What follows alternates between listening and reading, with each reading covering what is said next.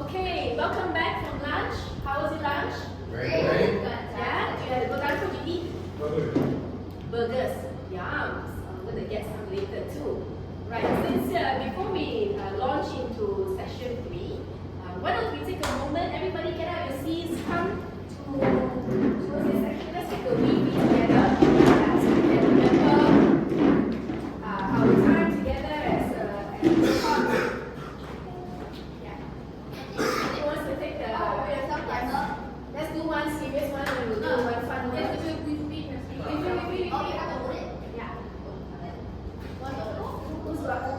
Who's good at reading? Okay. Yeah, you should be good. Okay, you want serious one? Okay, one funny one. Nice. There you go. You guys are so natural at beefies. Okay. So we're going to go into the third session for the Leadership Development Program. And this third session is going to focus on these learning outcomes. So we're going to introduce to you about emotional intelligence. Have you heard of emotional intelligence? Yes. Yes. Tell me, what do you think? What do you know about emotional intelligence? Knowing how to control your emotions. Okay, control your emotions. What else? Having emotional stability. Anything else comes to mind? Identifying your emotions. Recognizing your emotions. Okay, I'll be introducing to you the basic components of emotional intelligence by a guy by the name of Daniel Goleman, who is a researcher and also had done extensive studies on this area of emotional intelligence. It's one of the areas that I have focused in to develop as a coach, because I find that it's going to help many people in terms of increasing their leadership effectiveness when they develop their emotional intelligence. So you find that when you come out to work, some of you said that you have working experience. So what's the characteristics of those, say for example, your colleagues, right, whom you can work better with? What are some characteristics that come to mind? Complicated, friendly. They're friendly, communicative. Did you say?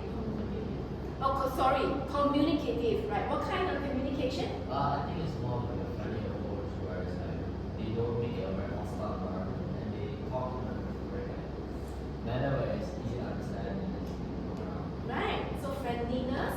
Anything else? Not competitive, right? Okay. Good observations. So we'll think a little bit more about that. Just having in mind when you're around people, what is emotional intelligence? How does it apply? So we will be discovering that, and I find it very insightful. And then also to understand about your level of self-awareness and how it's going to help you to manage your emotions better. So in our first session today, you've also highlighted, sometimes you get affected when you realize there are gaps and you don't want to address it, or it affects you in a way that is more negative. So this session, we'll be able to talk a little bit more about what affects you emotionally and what can be done about it, right? So which means we'll discover ways on how to manage emotional triggers. So as part of understanding the science, the neuroscience behind your emotions, is something that I will also cover, so that you will be able to identify and recognize, right, humanly, why do you behave like that? Why do you react? Why is it that we perceive things in a certain way? And again, I highlight that you are individuals. So what might affect somebody may not affect another. And to the degree of how it affects you is something is unique to you. And there is nothing wrong if you feel something more distinctly than others. You are a person. You're special. Yeah. So I'm not expecting you to compare yourself with somebody else, but in the discovery, in the understanding, you then can learn how to manage your emotions better. Think of the longer term impact.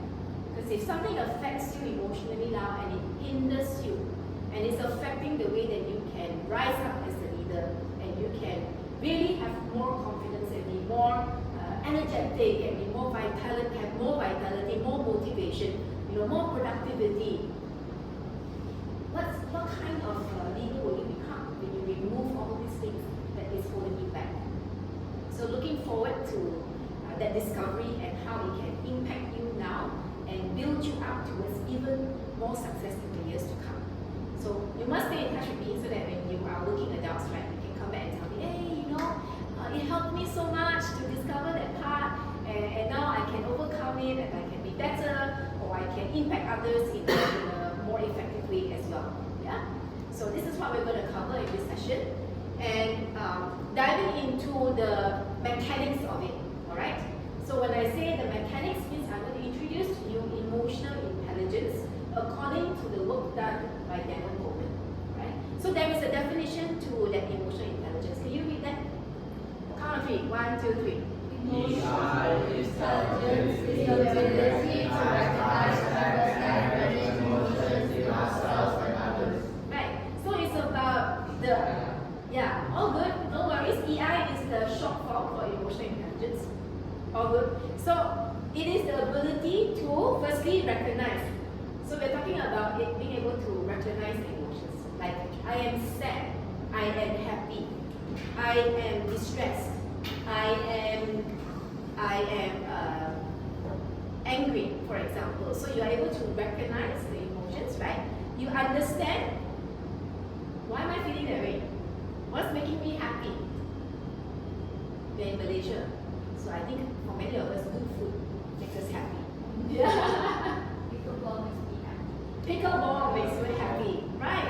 Okay, it might be the dopamine that comes from being in a sport that makes you happy, because when you are actually exercising, right, your body releases dopamine, and so it makes you it's like a happy, what do you call it? Feeling, yeah, right. So it's a good thing for you to go to pickleball and feel happy, yeah. So we're talking about the ability to identify and also manage, understanding, and then beyond understanding it is learning how to manage those emotions. Not just for yourself, but in others. So for example, if you're working in a team environment, because you're not yet working as an adult, so in your college experiences, you have assignments that you work in project team? Yes. Yes? How often do you work in project teams? Often. Yeah, sometimes, but that generally you do have to work in teams, right? So it's the ability firstly to recognize what's happening with your own emotions, but also your team members. And when you are able to do that, that is what we call emotional intelligence. You know what's happening for yourself, but you also know what's happening in others. That's the extent of emotional intelligence. Are you with me so far? Yeah. So it's not just you, but it's also the others. That's why it says here ourselves and others, right? And the 3 parts to it. Now, why does it matter? For you as students, it's going to really help you to improve your academic performance. Because of the way that you are able to realize, that as a student, when I know what's going on, when I'm stressed, what makes me more focused, what makes me more effective in communication, naturally you will see your academic results get better. That's all part of EI. EI is going to help you with your social skills and relationships. I want to communicate with others better, right? This is emotional intelligence. How do you recognize what's happening to you and recognize what's happening to others? So that social skill, relationships can deepen. You have good friends, Yes. right? Having emotional intelligence is going to build even better friendships, right? It's going to help you with your mental health more than any other generation. Do you recognize that your generation faces more mental health challenges? Yes. Yeah, do you observe that? Yes. In what way? From friends. Your friends? Yeah, what's your observation? Either they share their struggles with mental illness, or they share what is already diagnosed and currently going through therapy. Right? Yeah, so it's more obvious, more prevalent. Yeah, it's happening in more of your friends than when you were younger. Yes. Right? What else? mental health observations. What else? Social media as well. Yeah. Look at the number of suicides that have been happening of young teenagers. We are talking about 13 years old, right? And not just 13-year-olds. Can you recall of a recent famous artist who have taken their lives? It's very rampant in Korea. Korea has a high level of suicide cases, and even famous actors, that we know of, they can seem so okay, but yet at the same time, behind the external is internally a lot of struggle in the area of mental health. Right? So I'll give you an explanation of how come mental health has become more challenging now than in the generations before. And it's primarily because we live in what we call a VUCA world. So the term that the experts call is a VUCA world, V-U-C-A. You say like V-U-C-A, VUCA, right? So VUCA stands for this: volatile, uncertain, complicated, ambiguous. So that's the world that we are living in now. And they will also explain, the experts will also explain that the VUCA world you live in now is actually an extreme VUCA because of the pandemic. Post-pandemic, a lot of things have changed. The way we relate to people, the way so you still find today people wearing masks, right? Technology has advanced, and you find that many young people also have difficulty communicating socially because over a 2-year period, their existence was on some form of technology. Right? So you are living in a world what we call an extreme VUCA, very volatile. Changes are rapid, uncertain, meaning that sometimes we can't confidently predict what's going to happen when you graduate college. You can kind of guess and work and prepare for it, but there is a level of uncertainty because there's rumors of wars, and then there can be economic instability, the unpredictability, the uncertainty of life is even more. It's more complex now than it ever was before. Complexity due to your exposure in social media, experiences, and I find that for young people these days, and being a parent myself, this part has difficulty connecting because due to your exposure, as you know, you have the internet access, you've got artificial intelligence and all that. Do you know the knowledge that you have surpasses generations before you at your age? Because you have access to information. When I was a student, to research for project papers, right, we have to use something called microfilm. So we literally have to go to a physical library, extract a microfilm, and then go under a machine where we read the microfilm, or go through physical journals, textbooks, to extract the information. So if I'm doing an assignment, I'm looking at piles of books. Now you don't need any physical book. Yeah, I see the iPad there. Just one iPad can give you information at your fingertips. So I find that for our younger generation now, there is this part where emotionally, there's a challenge in coping with the amount of information that you are exposed to. You have so much information, so much ability to access information. However, not yet have time to develop yourself emotionally to cope with the understanding of all this information you're getting. So that's why emotional intelligence can help you close that gap a little bit more, so you can understand all this that's coming in, the influx of information, the access of information that you have. How do you learn to cope emotionally? And when you can cope emotionally, then you will naturally have a more natural capability, right, to be more calm, and you won't be as easily affected if things don't go your way. You will have a better foundation, and the faster you are in addressing and learning how to manage your emotions, that is going to, again, in the years to come, and as the experiences get more intense, even more complicated, even more complex, you will have the foundation to be able to cope with it. It doesn't become like a baggage that keeps getting bigger and bigger and bigger, and then you face, perhaps you might face a point in time where it can even cause you to have a breakdown. Right? So emotional intelligence has so many parts to help us get better academically, your performance, your stability in life, fosters leadership and teamwork. I hear Quack mention a lot about how he's constantly, advising his team. This is how you can do better at the court. This is how you can do it. When you use emotional intelligence to connect with your team, it's going to bring up even better teamwork, right? When you have emotional intelligence, it's going to bring out the leadership in you, because people will see that, wow, this leader is, I can connect with them so well. Right? Give me an example of who you consider an exemplary leader. Anyone, it can be anyone. Yourself? Kevin? Did you just find yourself? Yes. Okay? Right, okay. If you were to talk about somebody else as a public figure, who would you consider an exemplary leader? Donald Trump? What traits does Donald Trump have that makes him exemplary? Independence. Okay. Smart. Smart, yes. He's very informative and factual. Yeah.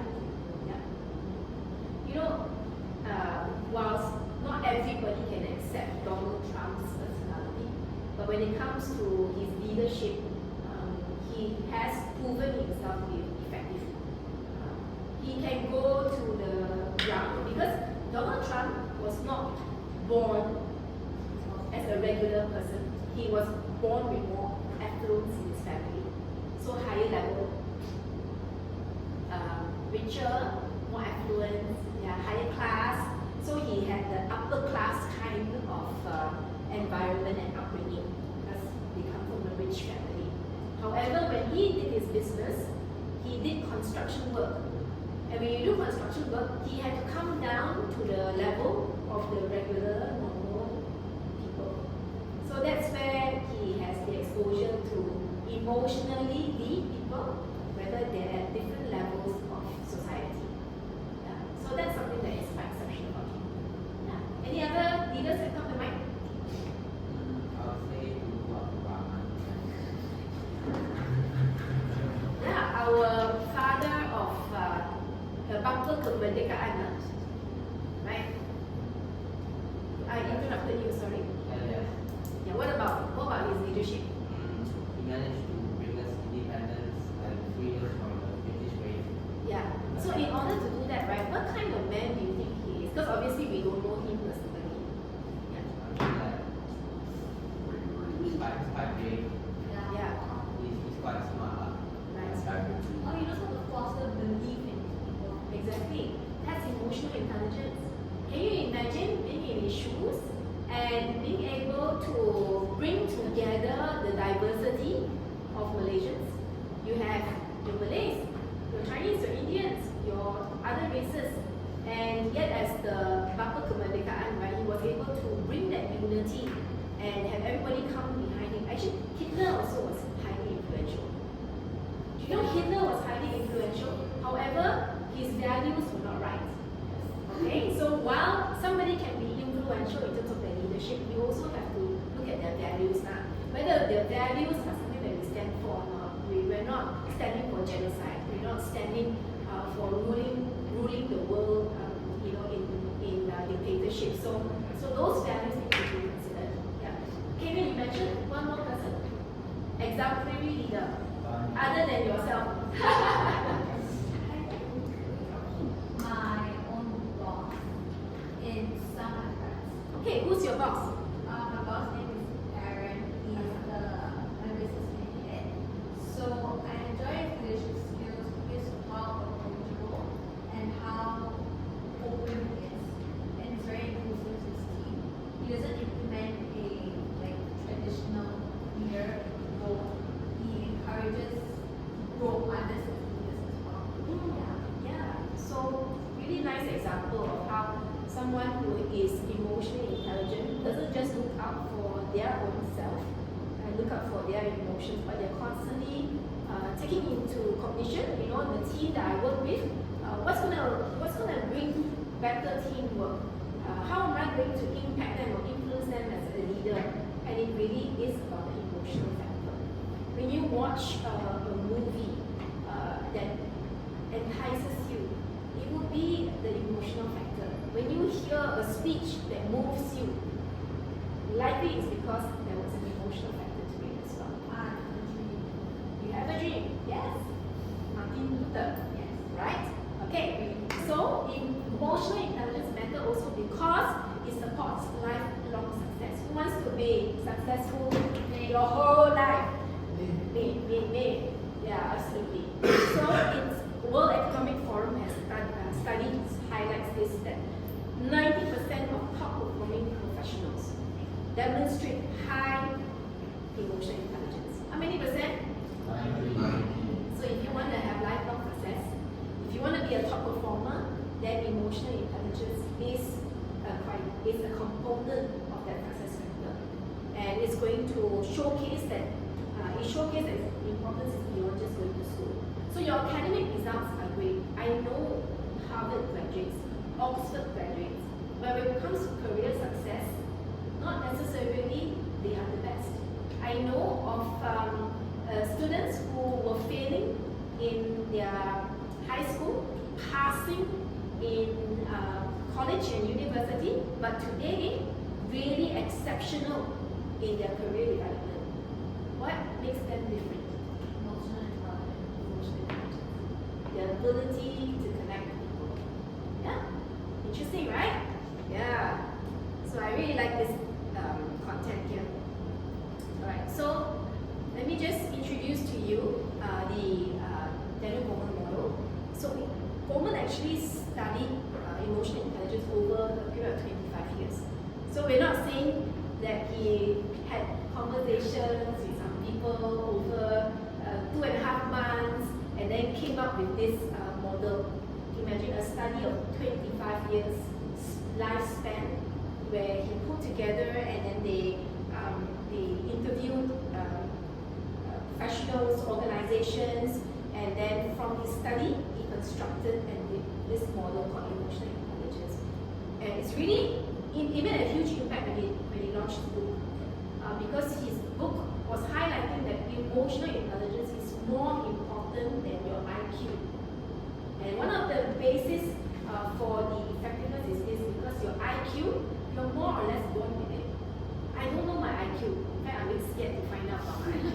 But your IQ cannot change very much. So let's say you have an IQ of 125. You can work very hard and you can go for a lot of tuition, pay a lot of money. Your IQ can only increase marginally. The beauty of emotional intelligence is that anyone can improve their emotional intelligence. So there's a component of growth mindset to it, meaning that you're not born this way. Can you please turn to your neighbor? Say it to them, you're not born this way. You're not born this way. Yeah. So is the competency. Competency is a skill that at any age you can develop it. So uncle auntie also still can develop emotional intelligence. Again, everything is a matter of degree, correct now? So how much of emotional intelligence do you want to improve on and extend in your life? That is something that you can continue to build on. So even if it's a later point of life, still can develop. And what more at your age? So just to introduce the model to you, Goleman's emotional intelligence model was designed in 2002. As mentioned, 2 parts to it, self and others, because there's you and also others that you work with, connect with, have relationship with. Firstly, there's a component where you recognize. So you need to recognize the emotion, right? Beyond recognition, then there's also the part where you need to manage your emotions. So the fundamental core and basis for emotional intelligence starts with self-awareness. You cannot develop more emotional intelligence if you don't have this. This is the basic component. It has to begin with self-awareness. It has to begin with you knowing your own emotions. Are we clear? Right? So from self-awareness, then the other social awareness is the other part. So being able to recognize that right now, I saw a couple of you yawning a little bit. Are you tired? Yeah, are you feeling alright? Yeah. Yes, is the temperature comfortable for you? Yes. Right, that's social awareness. I'm still paying attention to the emotions of others, right? So I'm recognizing your emotions. I'm paying attention to whether or not how you're feeling, what's going on with you, right? So besides myself, I need to know myself. I also need to know about others and what's going on with them. And this applies also in relationships. Yeah. Any of you got dating, No. boyfriend, girlfriend? No. All single? Yes. Alright, stay there. Right. So this also helps when you're able to recognize the emotions of others. Yeah. And the other aspect is not just recognizing, it's regulation. Regulation means how you manage the emotions. So firstly, you have to identify yours, and then others, and then it moves into managing self-management. So how do you manage your emotions is the other component for emotional intelligence. And the fourth one, which is likely something that is more challenging and requires more effort, because so far from the people that I know, they do have a certain level of ability to have self-awareness, self-regulate, social awareness. I do have participants who have grown accustomed to just, I don't care about other people, I just take care of myself. That's not emotional intelligence. It means they don't really pay attention to the emotional experiences of others, then that's something that they have to work on, right? The final part is what we call relationship management. So relationship management is the fourth component for emotional intelligence. All these parts put together helps you to become a person who is better in being emotionally intelligent. So amongst all of us here, are you self-aware? Yes.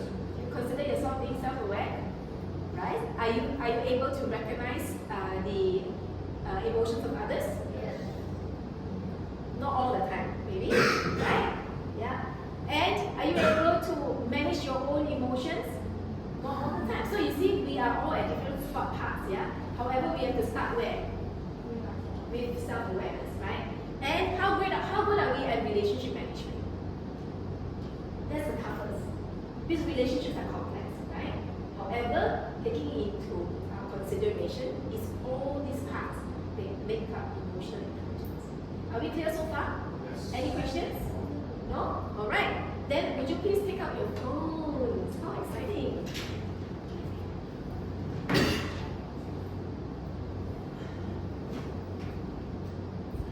Right.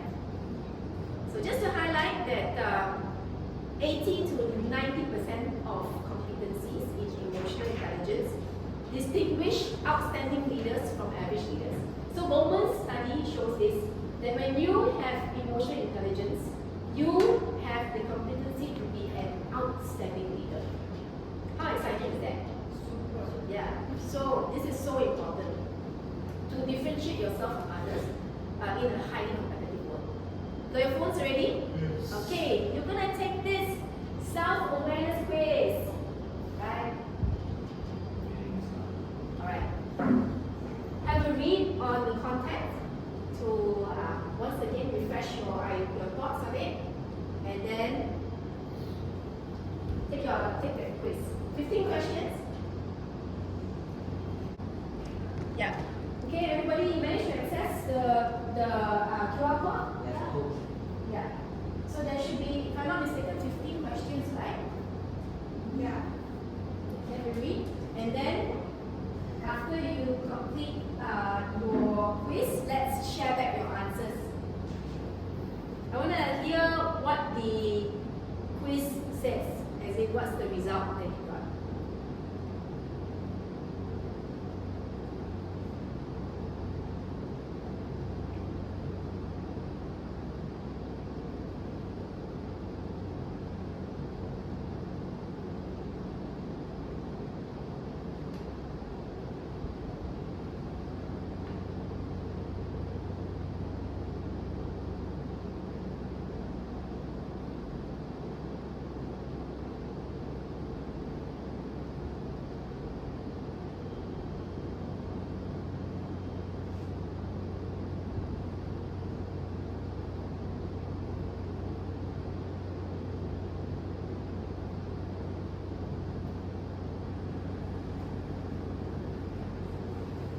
So when you're done with the quiz, let me know and then we will have a short discussion on it.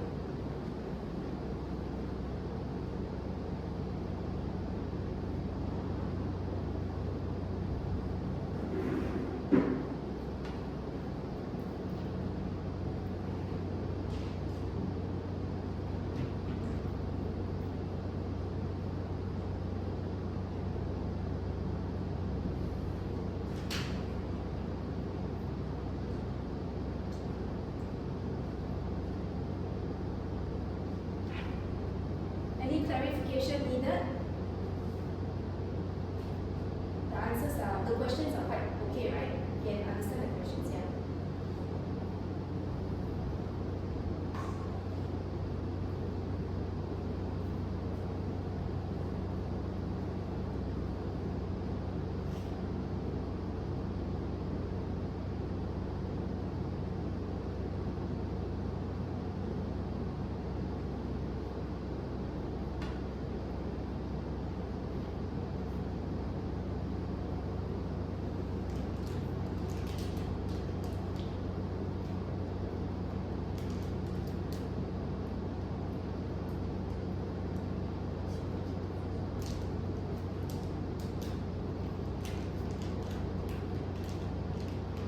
One person done? Two person done? Third, three done. Two more? It's okay, you can take your time. No rush.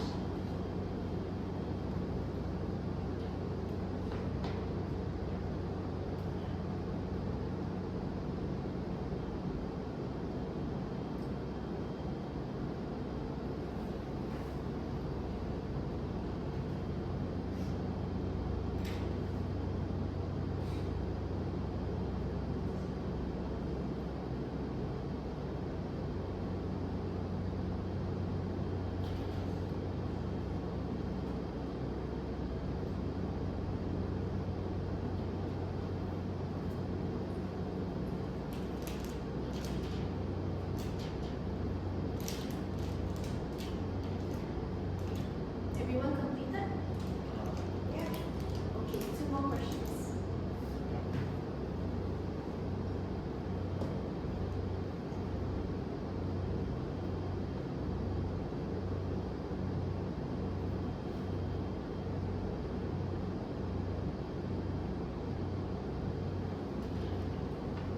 Okay, all right. So, what was your result? I want to hear from everybody.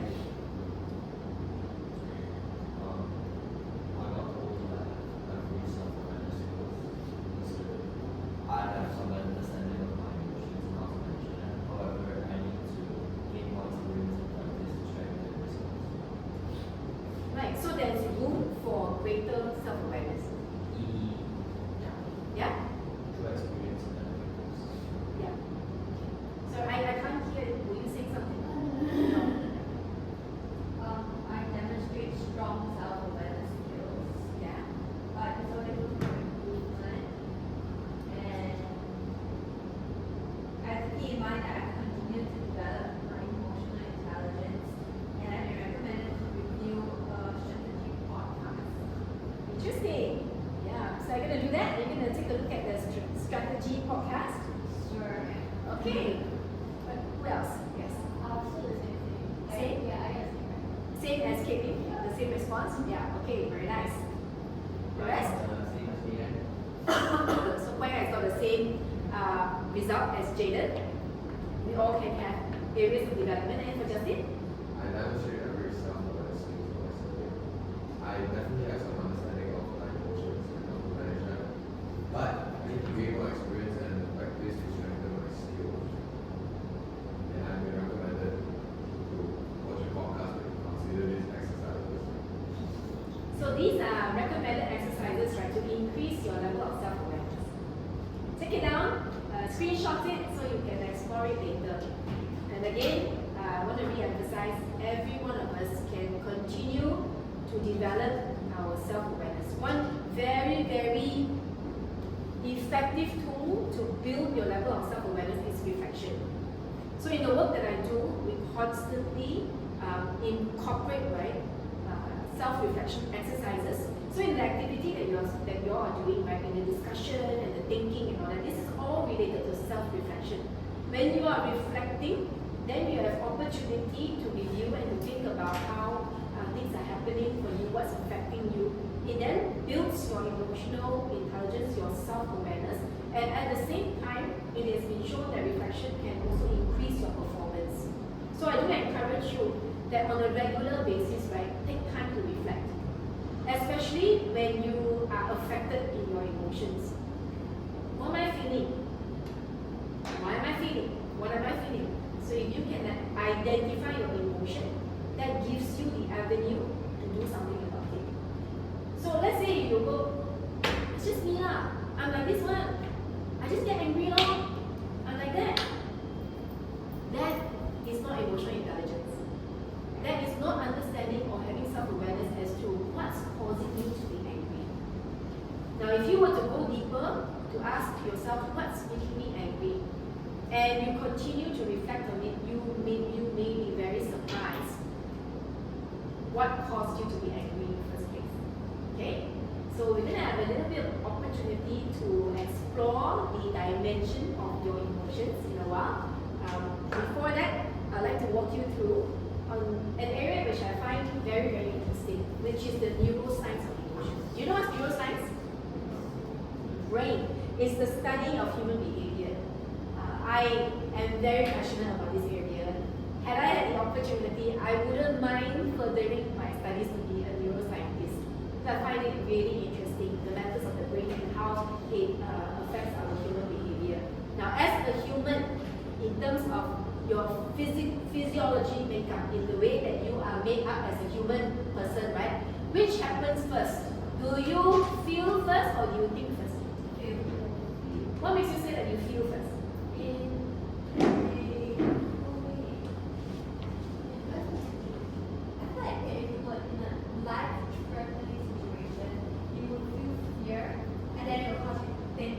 Why do I feel scared? Am I in danger? But at the same time, if I think am I in danger, I also feel. So Interesting, right? Right. So who else? What other thoughts do you have? You feel first, I feel all the emotions and think about how I react. right? Okay. Any other thoughts? Feel or think first? Jaden, you say think first. What makes you say that? Because, yeah, I'm a very practical person. I think only in certain instances does my feelings take placement or what I think. So here's an interesting fact to share with all. You cannot help it in your physiological makeup to feel first. So the event will actually, because your body has sensory, right? Your nerves, you actually feel first.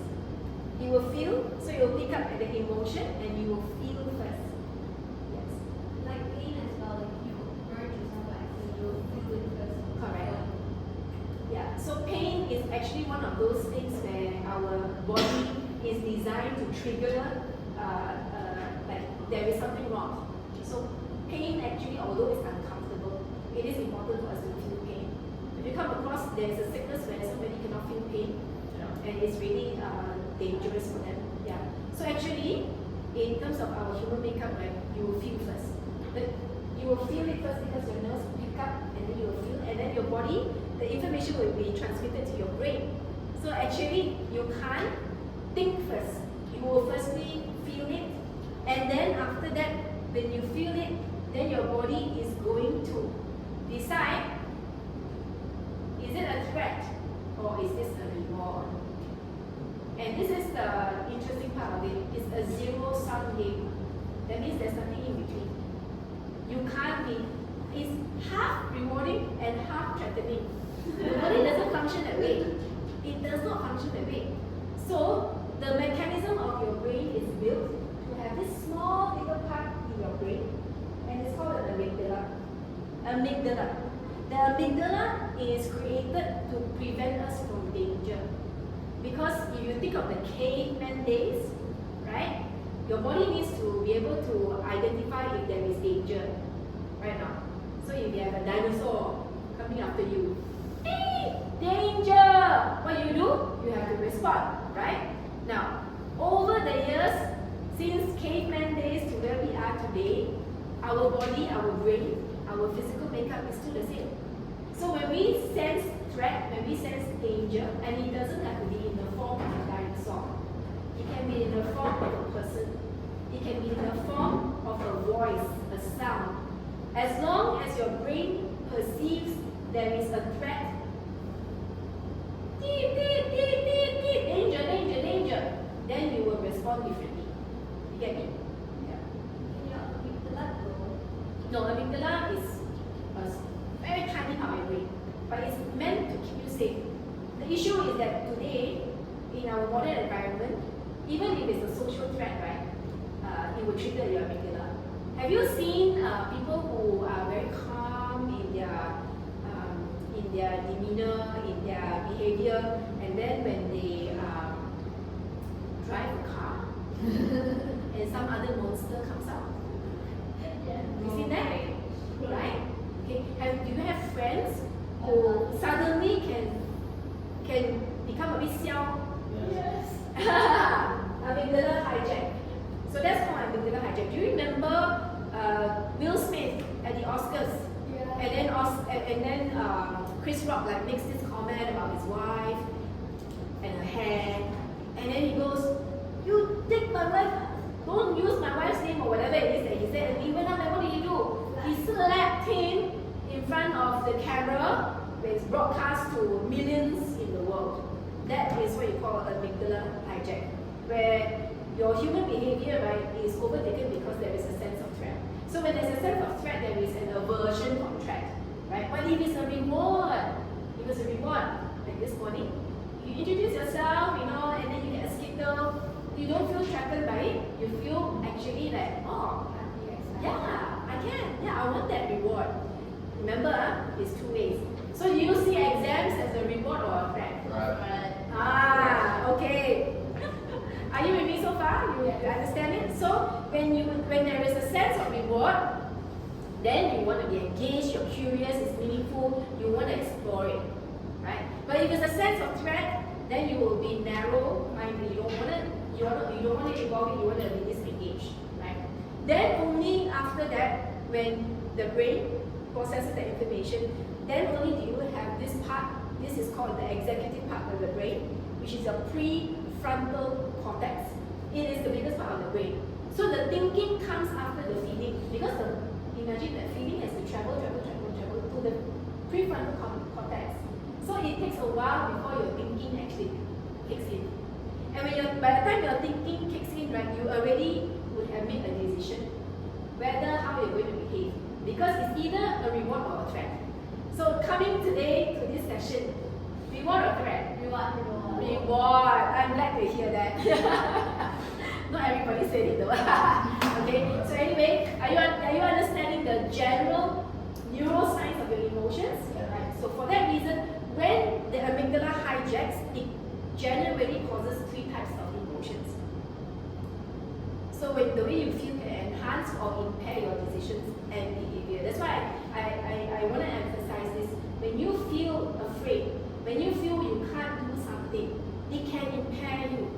Understanding it, managing it is going to help you to continue to develop as a leader. Yeah, you will discover your capabilities when you are able to overcome those emotions which are threat related. Yeah. Likely, I won't speak on your behalf. Okay, so there was a point in time, because I speak a lot very regularly in large crowds, and so when I speak at large crowds, at the initial stages I went through a lot of anxiety. So anxiety is related to threat, right? So what was the threat? What was the threat behind it? Is it because I can't speak? Is it because I'm not articulate? Is it because that I don't know my stuff? It wasn't those things that made me feel anxious when I take the stage. What made me anxious was whether people would accept my delivery of the message. Would they take on to it? So the anxiety was related to being accepted, social acceptance. So I had to work through that. The validation that I need cannot be from, in a big crowd, sometimes people can even fall asleep. But it may not be me. It could be they slept really late last night and they came in, or there was an emergency and then they come in and they're listening to me and they're exhausted. So it's not that my message is not making sense or effective or impactful, but because that person could have had just a tiredness experience. So I had to work through that kind of anxiety, and I'm much better now, being able to recognize that I don't have to be afraid or anxious when I go on stage and I speak, because I do have a lot of strengths and I have done my work and I know that I put in my best effort. Okay? So we don't want to be impaired in the way that we behave and we make decisions. We want to improve, and so we can be better leaders that way too. Right? So these are the 3 defensive response to perceived threat, whether physical or social. So whether it's a big guy that comes up to you and say, I'm going to beat you up, or it's a social threat.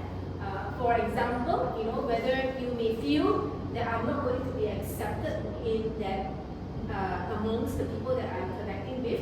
It could be a social one. It could be even a perceived sense of threat. Actually, the threat is not there, but in your mind, you're worried that it's going to affect you. So what's going to happen is that you will either fight. So Will Smith suddenly went a little bit psycho, and then it was a fight. He went up and slept. The fight, my gosh, the other day I was driving and I saw a Grab motorcyclist just simply went up to another car, whom he perceived was trying to hurt him, right? But it wasn't intentional. Or he whacked the window and then he scolded him, and wanted to pick a fight. So obviously the person in the car just kept calm and did not come out of the car, right? So fight. Then the other one would be to flight. What's flight? Run away. How often have you run away because of a perceived threat? Yes. Yeah? An opportunity is given to you to shine. Do this, but you're like, no, I'm not good enough. No, I can't do it. I don't think I can handle it. I don't have the skill sets for it. I'm not the right person for it. And then you just really, really shy away from the opportunity. That is a flight response. Flight response happens a lot also in conversations. When it gets really in your face, very real, and it's confrontational, then it could be a perceived threat. And then you go, I don't talk about it. And then you just shut. Parents and children, that can happen. Why? Because maybe the child feels that there's a perceived threat. When my parents are nagging me, interrogating me, and all that, they're on my case, they're not here to support me, they're here to make it difficult for me. What happens is flight. And that flight could be just a shutdown in listening. Right? Not the best thing to happen. Freeze! Anybody here has frozen? I don't know what to do. Don't have. You guys are amazing. You have, right? Like you just get frozen or on the spot, especially in emergencies. Emergencies, you could be a bit like stuck for a while. So that's what you call by your responses to threats. Yeah. So I just want to bring to your understanding the neuroscience of your emotions. It's very interesting. And so to that, we're going to move into this activity called emotional triggers. Because every one of us have got triggers. And I'll tell you my emotional trigger. I, over time, discovered that every time my mom says something to me, I get very agitated, extremely agitated. I get irritated, I get impatient. So I recognize that my relationship with my mom over the years has affected me emotionally.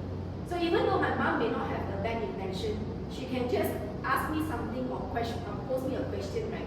And my mind would perceive it as a threat. Because while I was growing up, the sense was that whatever I did was not good enough for my mom.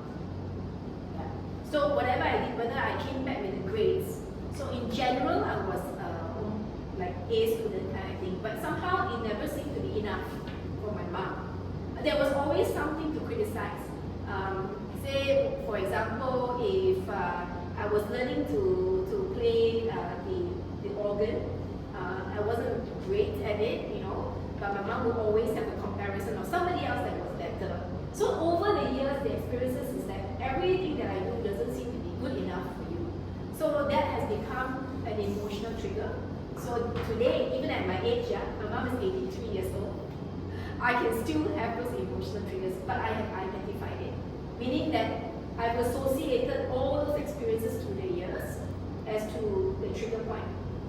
So I've learned to identify that, okay, mom doesn't have a bad intention when she asks you back a question. So no need to get upset, no need to get irritated, just cool down. So I'm a lot better now. And we still have moments where the conversation can be very difficult. However, I'm thankful that I've learned how to manage my emotions. And that has made me a better leader. So I'm not as sensitive. If you ask my children, I do have a very sensitive part to me. So I'm not as sensitive as I used to be because I've learned how to recognize what triggers me emotionally and to realize it's not a threat. And how can it be a reward? And manage my emotions so I become a better person and for sure a better leader as a result. So this is a little activity we're going to go through, and it's called a triggers worksheet. I want to assure you that whatever you share here is in confidence. Feel the best, do the best you can. Yeah, and whatever, can I have the agreement from everyone here that whatever is shared here will stay here. It's not going to go outside. We're not going to talk to anybody else about it. All right? Okay. So this triggers worksheet will ask you to firstly identify triggers. What triggers you? How do you respond? And how does this reaction affect your life? That is the initial activity. You do not need to do the bottom part yet because after you individually work on this, so this is the individual reflection, right, for yourself. I'll give you 5 minutes to write down. And then after that, we are going to come together in a coaching conversation and we'll have you unpack what are the emotional triggers that you have been experiencing or you can identify. And I'm looking at the one that affects you more than others. The primary. Are you with me? Okay. So think about the primary and individually work on this for now. Here is, let's take 5 minutes to do that.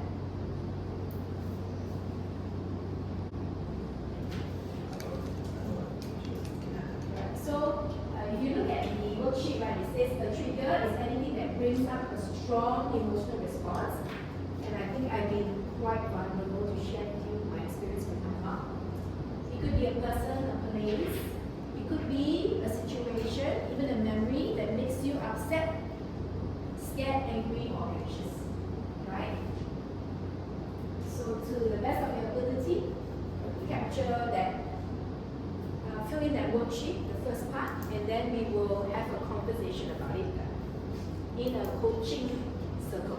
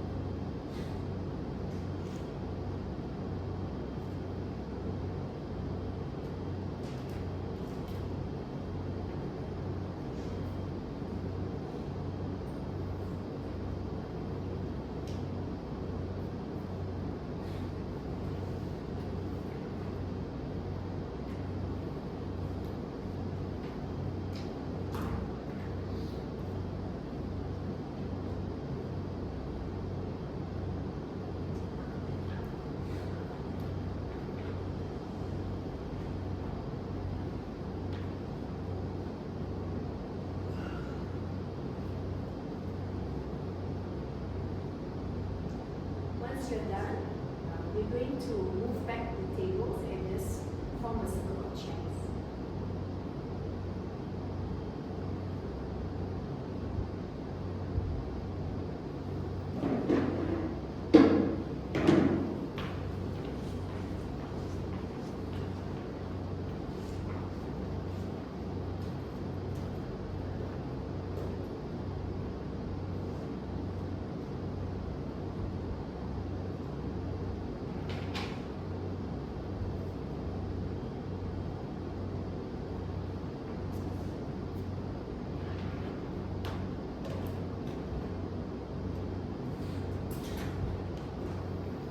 Okay. Whoever's done, would you give me a hand to fix the furniture? Move this table back to the wall. How many move the table to the wall?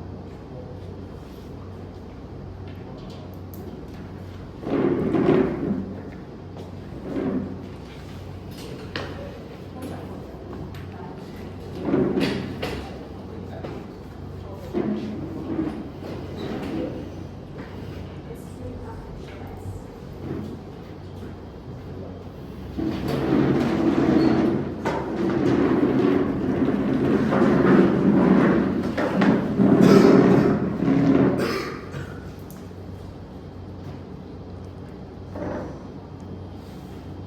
Okay, so we're gonna sit in a circle, bring up your chairs and your pushies.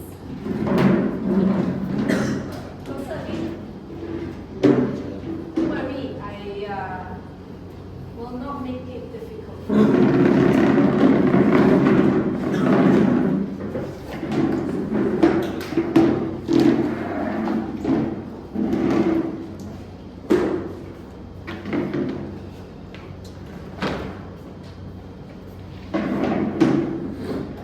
Circle here. Coming in. Alright. As comfortably as you can, and bear in mind, I want to assure you that this is confidential and you share as to the extent that you're comfortable with. The main primary trigger that comes to mind. What's the trigger? How does that trigger affect you? Main trigger. Yes. For me, there's two, but I think I'll just share one. Yeah. I think it's mostly people who are closer to me. I find that I get more agitated, I'm more easily irritable, impatient, and I'm more reactive when I'm around people that I'm comfortable with. And this reaction affects my life because it affects the people that I'm close with. It affects my ability to bond with them and my relationship with them. And it also shows my lack of control over my emotions to them. So it comes out very unpleasant. Okay. So you've identified that primarily with people whom you have close relationship with, there is a behavior whereby you are more agitated, more easily angered, more impatient. Right? Okay. That's a good observation. How often does that happen? Why? I think not so much in quite, especially with the reactiveness. Usually with people that I'm less close to, I would say, I will filter my emotions first before actually reacting. But when I'm with people I'm comfortable with, I guess the guard comes down, so that filter doesn't exist anymore. Whatever I feel immediately just showcases on to my words or my face. So any thoughts on what makes you agitated? I guess it's the lack of control I have over them. Things not going my way, or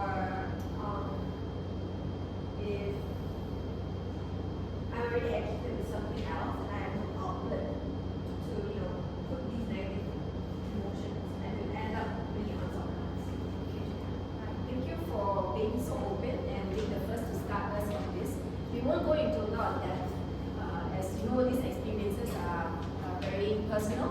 However, I want to draw insight from what you have noticed. Who would like to go next? Just one. I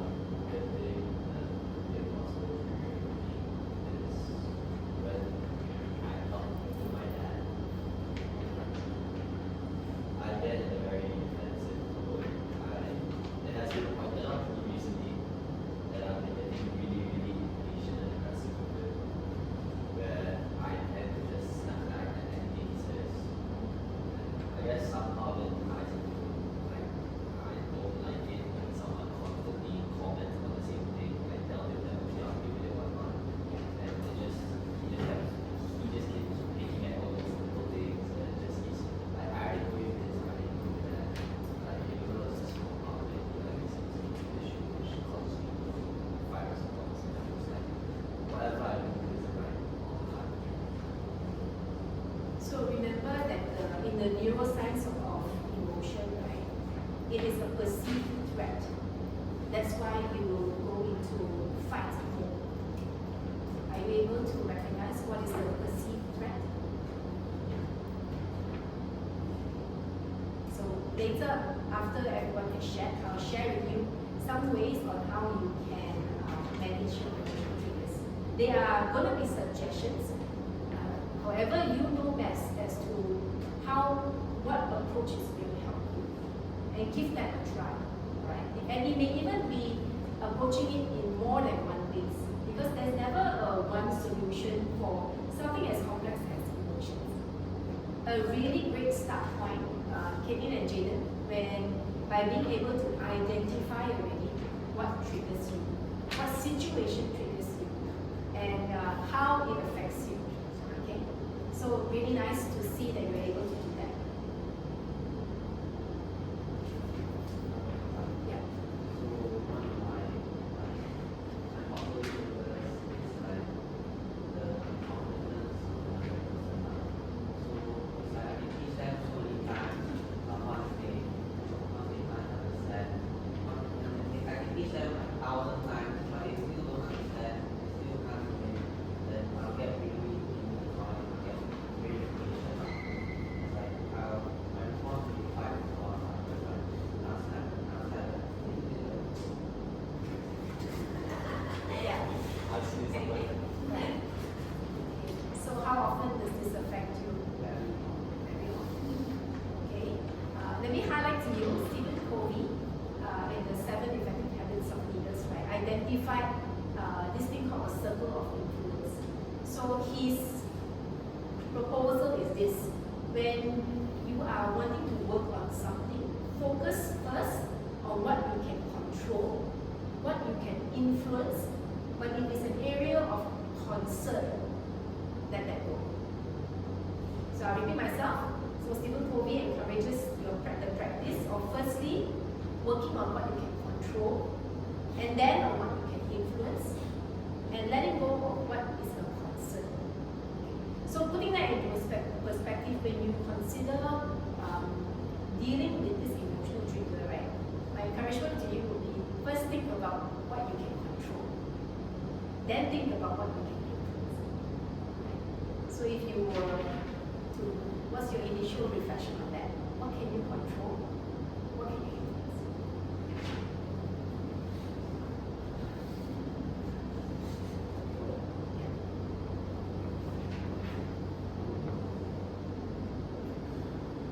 I'll give you a hint.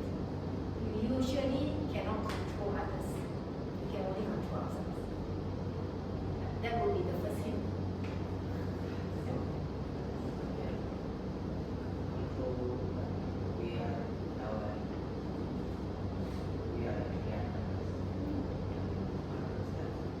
Yeah. Then who can you influence?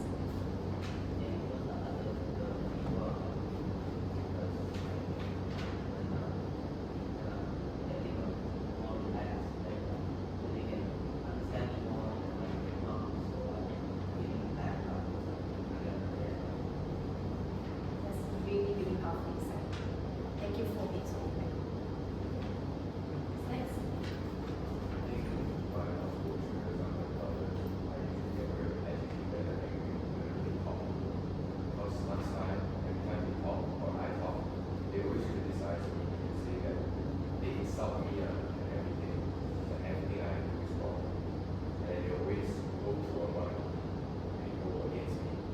So this makes me feel very difficult when I get very angry and anxious whenever I have to.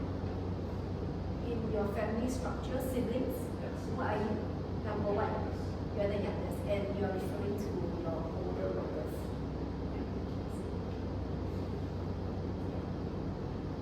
Thank you for being very open and honest as well. How have you been able to filter what is a true validation of you and what's not? So this is valuable. And so I think it's Right? but now they're okay with me because I'm feeling a little bit more mature. Last time I was very annoying in school. Okay. So Have you had opportunity to feed back to your brothers how they affect you? they always come I say, but again, you always cut me and just insult me back.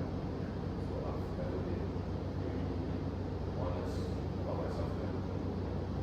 I'm hoping that as the relationship continues, that you will have the opportunity to feedback to your brothers how they affect you. That might be something to consider. And you know, with siblings, I think there are siblings in this room too, right? Yeah, you want to give some feedback how to work through situations like that. That's right. What? That's what. That's right. I think it's something that comes with growth as well, like emotional maturity. So when I was younger, I was a lot more easily get agitated because I didn't know how to control my emotions much better. But as I've grown older and I have to deal with my younger brother, I've been a lot more patient and a lot more intentional. Yeah. Being a lot very intentional with, okay, I don't want to snap at him or I don't want to react unnecessarily. And can I convey this in a better tone? Can I convey this in a better way? If there is, no, I should not. So yeah, that's something I learned to handle. Yeah. I would agree too that as maturity takes place, the relationships between siblings also evolve. You have demonstrated a lot of maturity as well in the way that you express and communicate yourself. So as the opportunity comes, it can be possibly worked on. So we'll talk about opportunities to manage your emotional triggers. I'll share with you some techniques which you can consider for yourself as to how you can apply it. I think all my friends are very honest because I care way too much about others' opinion about me. Even though I know how I am, I take into account others' opinion too much, which triggers me a lot. Because especially if they're disagreeing, you know, like what they're doing, what they're wrong, or I think I'll push them sometimes too much. That I get very vulnerable and scared about like what they think of me. Especially even if I talk to them, like, I'll talk to them for like 2 seconds, and then the next day I'm like, wait, did I say something wrong? Or like, did I do something wrong? Did I like not, like, did I cut them off?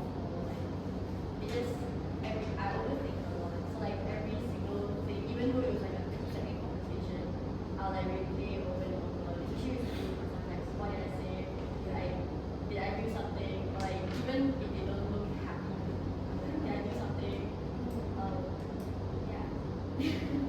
So you can see the extent of how it affects you in your life, this aspect. Right? How do you want to move forward with your life? To not overthink too much about others' opinion. Because I know that I probably didn't do anything wrong. I probably just overthinking, but just hard. Because I don't know, like it's been like this for a long time. I just think about others' opinion too much. And like the disapproval is, I always want their approval. That's why I talk to so many people. What makes their approval so important? That's like, I don't know. I think it's like the fact that they approve, the fact that they like just like really nice to know. Whose approval matters the most? People who don't approve. Let me ask her. Um, Bottom line question. Whose approval matters the most?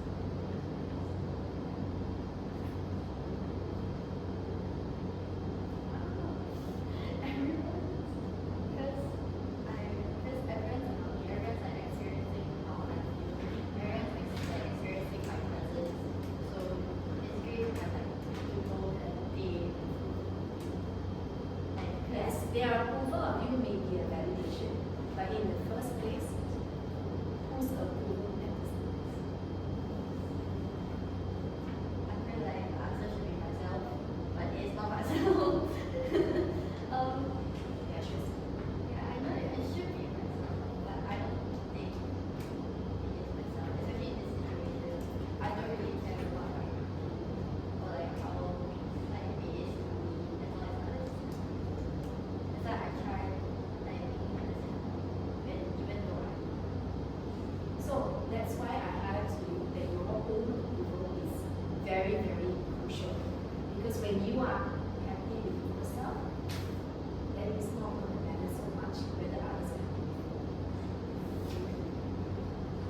control, or if it's influence. If it's a concern, what do you do? Yeah. Okay, guys, are you with me? When we want to work on an area in our life, focus first on what you can control, and then what you can influence. But if it's a concern, disregard. Very good. Okay, I'm going to share with you all 5 ways on how to manage your emotional triggers. And again, it could be one or more than one way. And today, you've really done very well because this is just a first step. There is going to be many layers of what we go through in life where we can process. And I wouldn't want to encourage you to be overly worried about, resolving emotional triggers. I'm talking about firstly identifying what has been affecting you, and then taking some steps to see how you can manage those triggers better. Okay. Firstly would be to identify and recognize them. So I think today you have written more than one on your worksheet. So which means you have already taken the initial step to identify, hey, this has been affecting me and it's affecting me for a while already. As such, it's impacting my life in this way. Now your life is yours to control. So if you want your life to be better, if you want your life to be happier, for example, if you want your life to be more serene, more peaceful, it is your life. Then you need to consider, okay, what steps can I take in order to reduce the effects of these emotional triggers, that I can live my life in the way that I want it to be. Right? Taking back control of your desires in your life. That control cannot be handed to somebody else. Your emotional well-being is yours to protect, to care for, and to place. So take back the control and then see what you can work on. Secondly is to practice emotional regulation techniques.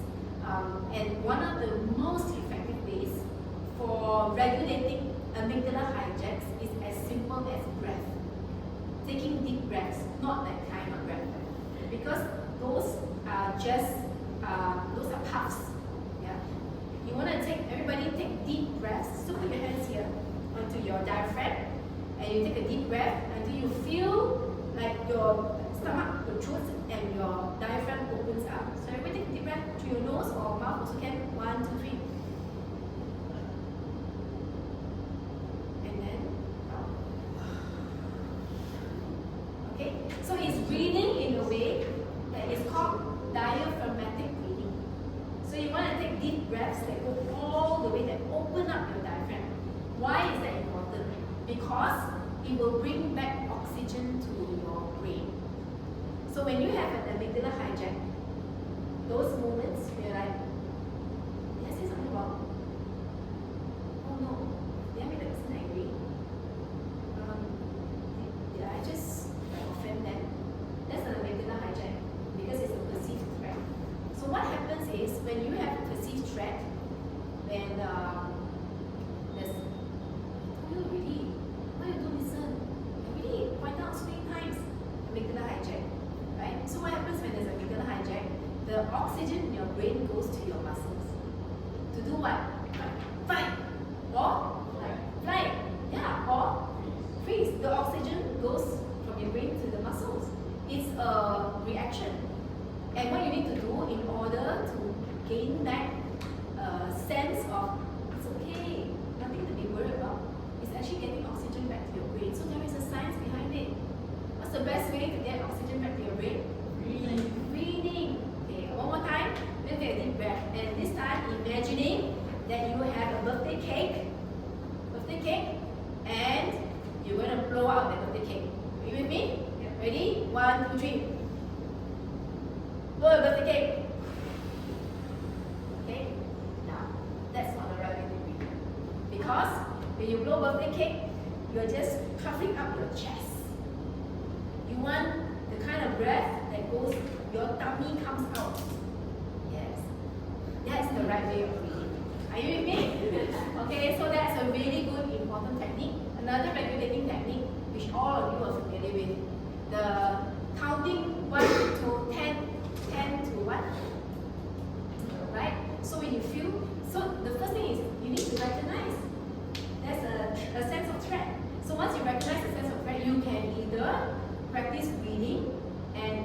breath work can be done anywhere. It can be done in the exam room, it can be anywhere when you're driving, you can do the breath work when even you are in a conversation with a person. That deep breathing is going to bring back regulation to your emotions, the neuroscience of your emotions. Okay, so breathing can be one of them. Counting 1 to 10, 10 to 1. So you're actually circuiting that sense of threat and allowing your mind to think and realize, oh, it's on track. And when it's sometimes a very heated situation, walking away can also help. Do you get me? Right? Helpful? Okay, makes sense? Doable? Okay, develop healthy coping mechanisms. For example, if you enjoy art and it helps you to relax, pickleball is one of your coping mechanisms because it helps you to relax. Some is music, some is playing sports, right? And I think many of your generation like to play computer games, but not too much of it. Okay. All right. Then reframing is a coaching approach. Reframing negative thoughts means that you are putting on another perspective and lens to what you are seeing. Say, when you look at the glass, do you say it's half full or half empty? Yeah, that's the approach. Meaning that you have different ways to look at the same thing. You get me? So are you looking at it from a negative way or are you looking at it from a more uplifting, more encouraging way? That's called reframing. For example, I got exam coming. Oh no, exam again. So how can you reframe the thoughts to be more positive about exams? I get the opportunity to do exams. May not be so convincing to most, right? Exactly, after exam or holiday, right? So I had a very, very tough week today, this week, because I had to work continuously in the program delivery. And day by day, it seemed so daunting. So reframing my thoughts was like, come on Karen, think about it. It's only one more day to go, and then you're gonna finish. And when you finish, you're going to go on holiday soon. And when you finish, you're wrapping up for the year. You get me? So I'm reframing my thoughts. I'm not focusing on the pessimistic, I'm not focusing on the negativity of that emotion. I am focusing, putting on another lens. Literally, you're changing the frame on how you see something and drawing out what's going to lift my emotions and make me feel better. Doable? Yeah. Intentional? Yes. Because it's only too easy to continue on with the self-talk, and we call it a spiral. So the moment it spirals, you just be feeling that low that will come in, and it becomes extremely hard to lift you from a low emotional state. Intervening it with some of these techniques is going to be helpful. All right? Okay. And of course, supportive relationships, teachers, friends, your parents, possibly, right? This kind of emotional, supportive relationships will make a difference on how you can be better at closing those triggers and resolving them even. Any questions? No? Right? Okay, no questions? Then we're going to close the session to summarize this, that emotional intelligence is a key component to Leadership development. right? Very important. It has to begin with Self-awareness. Right, absolutely. Managing your emotion triggers will do this. It will improve self-management. All right. Okay. Final review before we close the session. Why does EI matter? Understanding yourself better. Yeah, absolutely. Yeah. Any other thoughts? Definitely, for sure. What is at the core of emotional intelligence? It has to begin with self-awareness. Alright? And finally, how can you manage your emotional triggers? Reframing your mind. Yes, that's one way. Healthy coping mechanisms. Breathing coping mechanisms. Also, supportive relationships. Fantastic. Give yourself a hand. Well done. So good. And I close and leave you with this quote by Warren Bennis. He says here that emotional intelligence is more than any other factor, more than your IQ or expertise, it accounts for 85 to 90% of success at work or at studies. Your IQ is a threshold competence. You need it, but it doesn't make you a star. Emotional intelligence can. So who wants to be a star? Me. We all do. Let's work towards that. Thank you for your time. Take a break.